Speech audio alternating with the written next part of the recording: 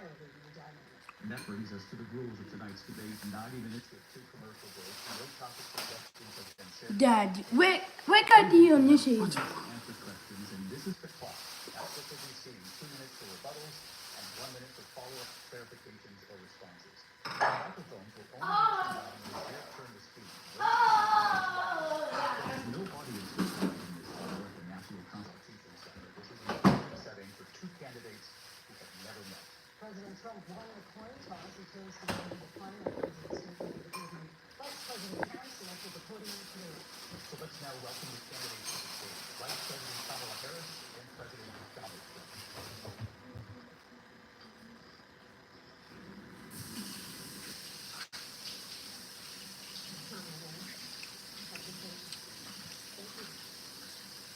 Welcome to the stage. It's wonderful to have you on the stage. Good evening. We are looking forward to a spirited and thoughtful debate. So let's get started. I want to begin tonight with the issue that voters repeatedly say is their number one issue, and that is the economy and the cost of living in this country. Vice President Harris, you and President Trump were elected 4 years ago, and your opponent on the stage here tonight often asks his supporters, are you better off than you were 4 years ago? When it comes to the economy, do you believe Americans are better off than they were 4 years ago? So I was raised as a middle class family, and I am actually the only person on this stage who has a plan that is about lifting up the middle class and working people of America. I believe in the ambition, the aspirations, the dreams of the American people. And that is why I imagine and have actually a plan to build what I call an opportunity economy. Because here's the thing. We know that we have a shortage of homes in We know that young families need support to raise their children, and I intend on extending a tax cut for those families of $6,000, which is the largest child tax credit that we have given in a long time, so that those young families can afford to buy a crib, buy a car seat, buy clothes for their children. My passion, one of them, is small businesses. My mother raised my sister and me, but there was a woman who helped raise us. We call her our second mother. She was a small business owner. I love our small businesses. My plan is to give a $50,000 tax deduction to start up small businesses, knowing they are part of the backbone of America's economy. My opponent, on the other hand, his plan is to do what he has done before, which is to provide a tax cut for billionaires and big corporations, which will result in $5 trillion to America's deficit. My opponent has a plan that I call the Trump's sales tax, which would be a 20% tax on everyday goods that you rely on to get through the month. Economists have said that Trump sales tax would actually result for middle-class families in about $4,000 more a year because of his policies and his ideas about what should be the backs of middle-class people paying for tax cuts for billionaires. President Trump, I'll give you 2 minutes. First of all, I have no sales tax. That's an incorrect statement. She knows that. We're doing tariffs on other countries. Other countries are going to finally, after 75 years, pay us back for all that we've done for the world. And the tariff will be substantial in some cases. I took in billions and billions of dollars, as you know, from China. In fact, they never took the tariff off because there was so much money they can't. It would totally destroy everything that they've set out to do. They're taking in billions of dollars from China and other places. They've left the tariffs on. When I had it, I had tariffs, and yet I had no inflation. Look, we've had a terrible economy because inflation which is really known as a country buster. It breaks up countries. We have inflation. Prisons and jails from mental institutions and insane asylums, and they're coming in and they're taking jobs that are occupied right now by African Americans and Hispanics, and also unions. Unions are going to be affected very soon. And you see what's happening. You see what's happening with towns throughout the United States. You look at Springfield, Ohio. You look at Aurora in Colorado. They are taking over the towns. They're taking over buildings. They're going in violently. These are the people that Xi and Biden led into our country, and they're destroying our country. They're dangerous. They're at the highest level of criminality, and we have to get them out. We have to get them out fast. I created one of the greatest economies in the history of our country. I'll do it again, and even better. We are going to get to immigration and border security during this debate, but I would like to let Vice President Harris respond on the economy here. Well, I would love to. Let's talk about what Donald Trump left us. Donald Trump left us the worst unemployment since the Great Depression. Donald Trump left us the worst public health epidemic in a century. Donald Trump left us the worst attack on our democracy since the Civil War. And what we have done is clean up Donald Trump's mess. What we have done and what I intend to do is build on what we know are the aspirations and the hopes of the American people. But I'm going to tell y'all in this debate tonight, you're going to hear from the same old tired playbook, a bunch of lies, grievances, and name-calling. What you're going to hear tonight is a detailed and dangerous plan called Project 2025 that the former president intends on implementing if he were elected again. I believe very strongly that the American people want a president who understands the importance of bringing us together, knowing we have so much more in common than what separates us, and I pledge to you to be a president for all Americans. President Trump will give you a minute here to respond. Number one, I have nothing to do, as you know, and as she knows better than anyone, I have nothing to do with Project 2025. That's out there. I haven't read it. I don't want to read it purposely. I'm not going to read it. This was a group of people that got together. They came up with some ideas. I guess some good, some bad, but it makes no difference. I have nothing to do. Everybody knows I'm an open book. Everybody knows what I'm going to do. Cut taxes very substantially and create a great economy like I did before. We had the greatest economy. We got hit with a pandemic. And the pandemic was not since 1917, where 100 million people died, has there been anything like it. We did a phenomenal job with the pandemic. We handed them over a country where the economy and where the stock market was higher than it was before the pandemic came in. Nobody's ever seen anything like it. We made ventilators for the entire world. We got gowns, we got masks, we did things that nobody thought possible.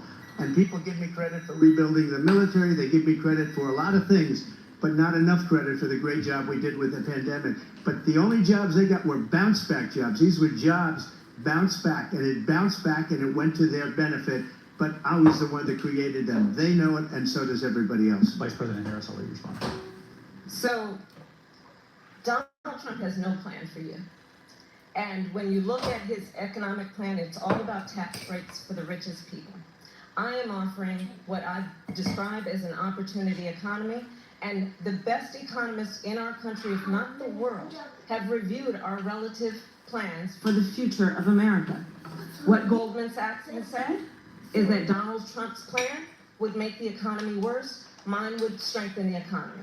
What the Wharton School has said is Donald Trump's plan would actually explode the deficit. 16 Nobel laureates have described his economic plan as something that would increase inflation and by the middle of next year would invite a recession.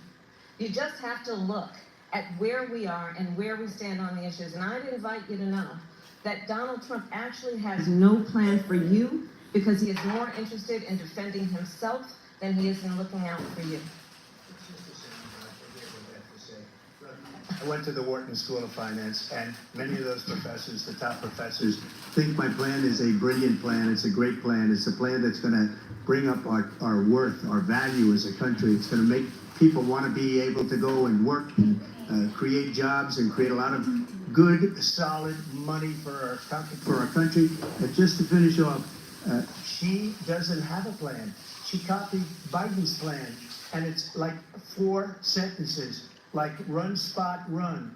4 sentences that are just, oh, we'll try and lower taxes. She doesn't have a plan. Take a look at her plan. She doesn't have a plan. Mr. President, I do want to drill down on something you both brought up. The Vice President brought up your tariffs, you responded, and let's drill down on this, because your plan is what she calls is essentially a national sales tax. Your proposal calls for tariffs, as you pointed out here, on foreign imports across the board. You recently said that you might double your plan, imposing tariffs up to 20% on goods coming into this country. As you know, many economists say that with tariffs at that level, costs are then passed on to the consumer. Vice President Harris has argued it'll mean higher prices on gas, food, clothing, medication, arguing it costs the typical family nearly $4,000 a year. Do you believe Americans can afford higher prices because of tariffs? They're not going to have higher prices. What's going to have, and who's going to have higher prices, is China and all of the countries that have been ripping us off for years. I was the only president ever. China was paying us hundreds of billions of dollars, and so were other countries. And, you know, if she doesn't like them, they should have gone out and they should have immediately cut the tariffs. But those tariffs are there 3.5 years now under their administration. We are going to take in billions of dollars, hundreds of billions of dollars. I had no inflation, virtually no inflation. They had the highest inflation perhaps in the history of our country, because I've never seen a worse period of time. People can't go out and buy cereal or bacon or eggs or anything else.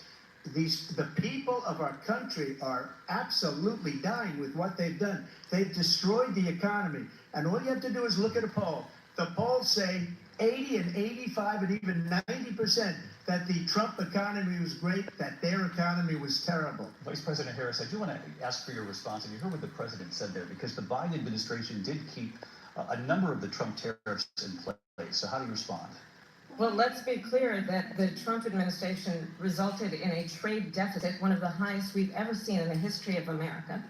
He invited trade wars. You want to talk about his deal with China? What he ended up doing is, under Donald Trump's presidency, he ended up selling American chips to China to help them improve and modernize their military, basically sold us out, when a policy about China should be in making sure the United States of America wins the competition for the 21st century, which means focusing on the details of what that requires, focusing on relationships with our allies, focusing on investing in American-based technology so that we win the race on AI, on quantum computing, focusing on what we need to do to support America's workforce so that we don't end up having on the short end of the stick in terms of workers' rights. But what Donald Trump did, let's talk about this, with COVID, is he actually thanked President Xi for what he did during COVID. Look at his tweet.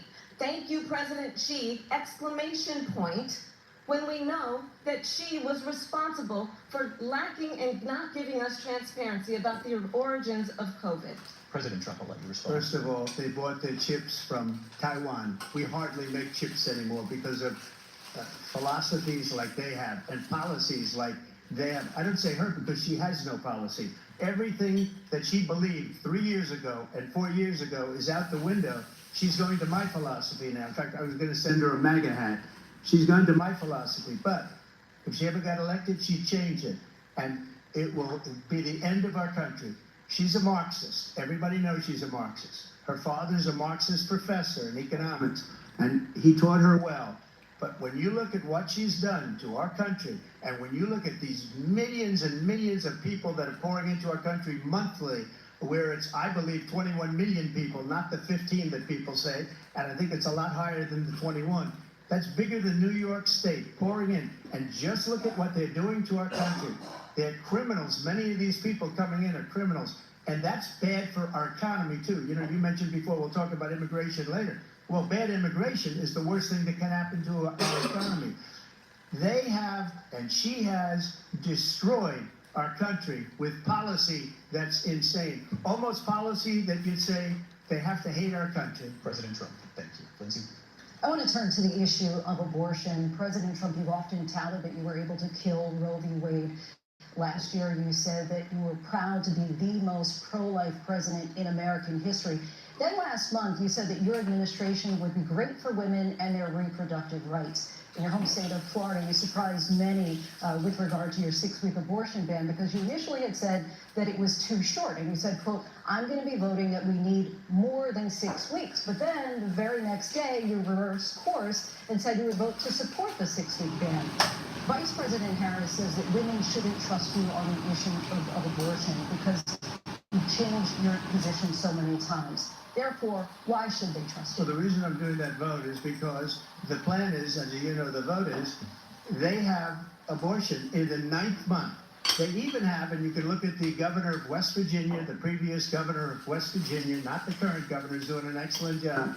But the governor before, he said the baby will be born and we will decide what to do with the baby. In other words, we'll execute the baby. And that's why I did that, because that predominates, because they're radical. The Democrats are radical in that. And her vice presidential pick, which I think was a horrible pick, by the way, for our country, because he is really out of it.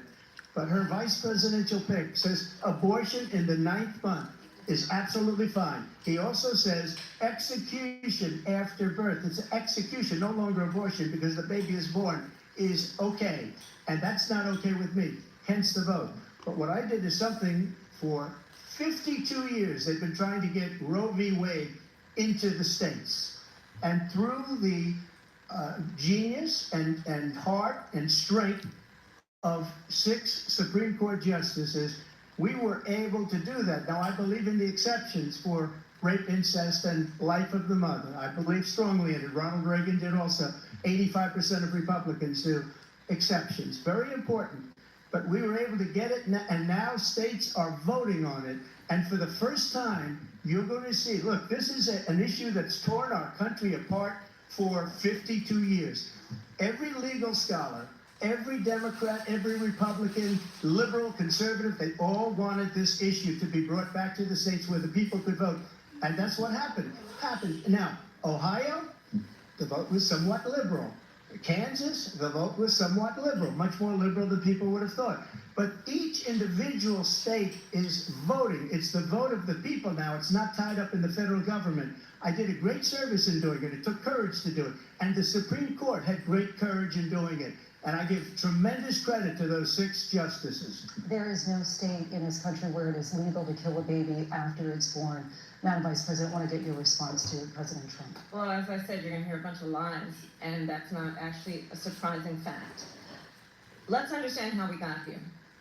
Donald Trump hand-selected 3 members of the United States Supreme Court with the intention that they would undo the protections of Roe v. Wade. And they did exactly as he intended. And now in over 20 states, there are Trump abortion bans, which make it criminal for a doctor or nurse to provide health care. In one state, it provides prison for life. Trump abortion bans that make no exception even for rape and incest, which understand what that means. A survivor of a crime, a violation to their body, does not have the right to make a decision about what happens to their body next. That is immoral. And one does not have to abandon their faith or deeply held beliefs to agree. The government, and Donald Trump certainly, should not be telling a woman what to do with her body. I have talked with women around our country. You want to talk about this is what people wanted? Pregnant women who want to carry a pregnancy to term, suffering from a miscarriage, being denied care in an emergency room because the healthcare providers are afraid they might go to jail, and she's bleeding out in a car in the parking lot. She didn't want that. Her husband didn't want that. A 12 or 13-year-old survivor of incest being forced to carry a pregnancy to term. They don't want that. And I pledge to you, when Congress passes a bill to put back in place the protections of Roe v. Wade, as President of the United States, I will proudly sign it into law. But understand, if Donald Trump were to be reelected, he will sign a national abortion ban. Understand, in his Project 2025, there would be a national abortion, a monitor that would be monitoring your pregnancies, your miscarriages.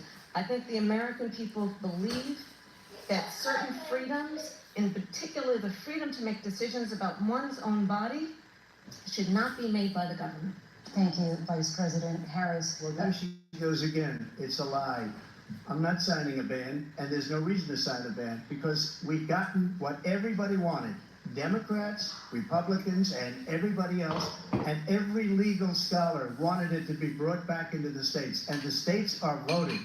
And it may take a little time, but for 52 years, this issue has torn our country apart, and they've wanted it back in the states. And I did something that nobody thought was possible. The states are now voting. What she says is an absolute lie. And as far as the abortion ban, no, I'm not in favor of abortion ban, but it doesn't matter because this issue has now been taken over by the states. Would you veto a national abortion ban if it Well, I came to your won't desk? have to, because again, two things. Number one, she said she'll go back to Congress. She'll never get the vote. It's impossible for her to get the vote, especially now with the 50-50, and essentially 50-50 in both Senate and the House. She's not going to get the vote. She can't get the vote. She won't even come close to it. So it's just talk. You know what it reminds me of? When they said they're going to get student loans terminated, and it ended up being a total catastrophe. The student loans, and then her, I think probably her boss, if you call him a boss, he spends all his time on the beach. But look, her boss went out and said, we'll do it again, we'll do it a different way. And he went out, got rejected again by the Supreme Court. So all these students got taunted with this whole thing about this whole idea. And how unfair that would have been, part of the reason they lost, to the millions and millions of people that had to pay off their student loans. They didn't get it for free. But they were saying it's the same way that they talked about that they talk about abortion. But if I could just get a yes or no, because your running mate, J.D. Vance, has said that you would veto it if it did come to your desk. Well, I didn't discuss it with J.D. In all fairness, J.D. And I don't mind if he has a certain view, but I think he was speaking for me, but I really didn't. Look, we don't have to discuss it because she'd never be able to get it, just like she couldn't get student loans. They couldn't get student loans. They didn't even come close to getting student loans. They taunted young people and a lot of other people that had loans. They can never get this approved. So it doesn't matter what she says about going to Congress. Well, wonderful. Let's go to Congress, do it. But the fact is that for years they wanted to get it out of Congress and out of the federal government. And we did something that everybody said couldn't be done. And now you have a vote of the people on abortion. Vice President Harris, I want to give you your time to respond, but I do want to ask, would you support any restrictions on a woman's right to an abortion? I absolutely support reinstating the protections of Roe v. Wade. And as you rightly mentioned, nowhere in America is a woman carrying a pregnancy to term and asking for an abortion. That is not happening. It's insulting to the women of America. And understand what has been happening under Donald Trump's abortion bans. Couples who pray and dream of having a family are being denied IVF treatments. What is happening in our country? Working people, working women who are working 1 or 2 jobs, who can barely afford childcare as it is, have to travel to another state to get on a plane sitting next to strangers to go and get the health care she needs. Barely can afford to do it, and what you are putting her through is unconscionable. And the people of America have not, the majority of Americans believe in a woman's right to make decisions about her own body, and that is why in every state where this issue has been on the ballot, in red and blue states both, the people of America have voted for freedom. Vice President Harris. Excuse me, I thank have to you. respond. Another lie. It's another lie. I have been a leader on IVF, which is fertilization. The IVF, I have been a leader. In fact, when they got a very negative decision on IVF from the Alabama courts, I saw the people of Alabama and the legislature 2 days later voted it in. I've been a leader on it. They know that, and everybody else knows it. I have been a leader on fertilization, IVF. And the other thing, you should ask, will she allow abortion in the 8th month, 9th month, 7th month? Come on. Okay, would you do that? Why don't you ask her that Why question? don't you answer That's the the problem. question? Would you Because veto? under Roe v. Answer the Wade, question, you would you could, veto? you could do abortions in the 7th month, the 8th month, the 9th month, not true. and probably after birth. Just look at the former governor of Virginia. The governor of Virginia said, we put the baby aside and then we determine what we want to do with the baby. President Trump, thank you. We're going to turn now to immigration and border security. We know it's an issue that's important to Republicans, Democrats, voters across the board in this country. Vice President Harris, you were tasked by President Biden with getting to the root causes of migration from Central America. We know that illegal border crossings reached a record high in the Biden administration. This past June, President Biden imposed tough new asylum restrictions. We know the numbers since then have dropped significantly. But my question to you tonight is, why did the administration wait until 6 months before the election to act? And would you have done anything differently from President Biden on this? So I'm the only person on this stage who has prosecuted transnational criminal organizations for the United States Congress, including some of the most conservative members of the United States Senate. came up with a border security bill, which I supported. And that bill would have put 1,500 more border agents on the border to help those folks who are working there right now overtime, trying to do their job. It would have allowed us to stem the flow of fentanyl coming into the United States. I know there are so many families watching tonight who have been personally affected by the surge of fentanyl in our country. That bill would have put more resources to allow us to prosecute transnational criminal organizations for trafficking in guns, drugs, and human beings. But you know what happened to that bill?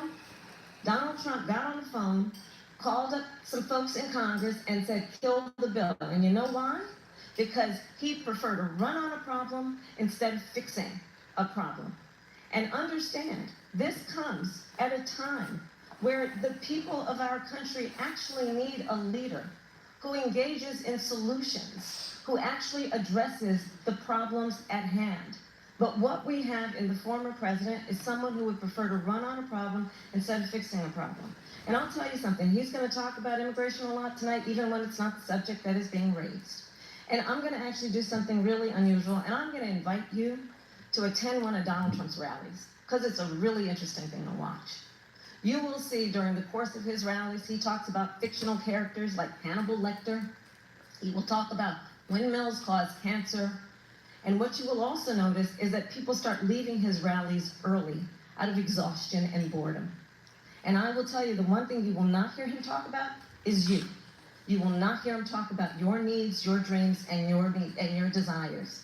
And I'll tell you, I believe you deserve a president who actually puts you first, and I pledge to you that I will. Vice President Harris, thank you. President Trump, on that point, I want to get your response. Well, I would like to respond. Let me just ask, though, why did you try to kill that bill, and successfully so? That would have put thousands of additional agents and officers on the border. First, let me respond as to the Please. rallies. She said people start leaving. People don't go to her rallies. There's no reason to go.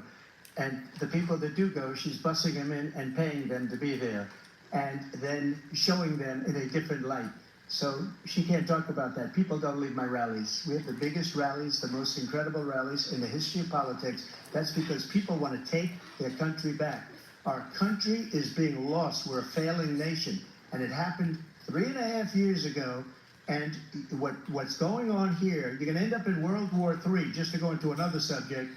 What they have done to our country by allowing these millions and millions of people to come into our country, and look at what's happening to the towns all over the United States. And a lot of towns don't want to talk. It's not going to be Aurora or Springfield. A lot of towns don't want to talk about it because they're so embarrassed by it. In Springfield, they're eating the dogs, the people that came in. They're eating the cats. They're eating the pets of the people that live there.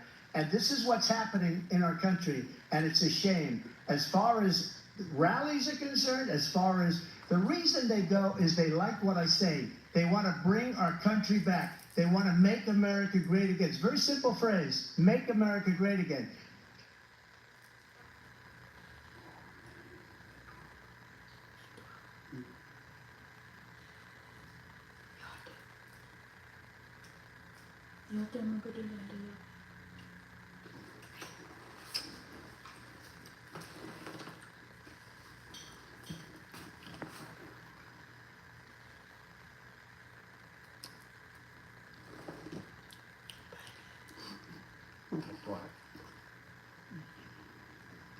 Kena jual ke di kau.